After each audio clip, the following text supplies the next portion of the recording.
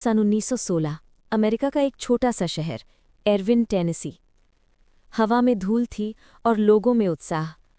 Circus आया था शहर में, स्पार्क्स वर्ल्ड फेमस शो। उसी सर्कस की सबसे बड़ी कलाकार थी एक हथिनी जिसका नाम था मैरी। 5 टन वजन की, पर दिल में बच्चे जैसी मासूमियत। लोग उसे प्यार से कहते थे माइटी मैरी, ताकत की देवी। एक दिन नया केयरटेकर आया, नाम था रेड एल्ड्रिज।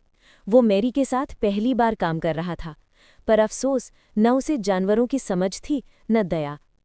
उसने हाथ में एक धातु का हुक लिया और मैरी को जोर से चुभो दिया सिर के पीछे। थोड़ा सा सन्नाटा, फिर एक दर्द भरी हथनी की चीख। वो पल था जब एक शांत आत्मा टूट गई। दर्द और डर ने उसे पागल कर दिया और उसने उस आदमी को सूंड में पकड़कर हवा में उछाल दिया। वो जमीन पर गिरा और वहीं मर गया। अगले ही पल भीड़ में चीखें उठी, शैतान है ये, मार दो इसे। इंसान का डर इंसान की नफरत से ज्यादा खतरनाक था। अगले दिन एक भयानक फैसला हुआ, मैरी को फांसी दी जाएगी। 13 सितंबर 1916। जगह थी एरविन रेलवे यार्ड। सैकड़ों लोग जमा हुए थे, कोई तमाशा देखने, कोई सबक सिखाने। बारिश के बाद की मिट्टी की गंध थी और आसमान काला पड़ चुका था। एक बड़ी क्रेन तैयार थी जिस पर भारी जंजीरें लटक रही थीं। उसी से बांधा गया मैरी को।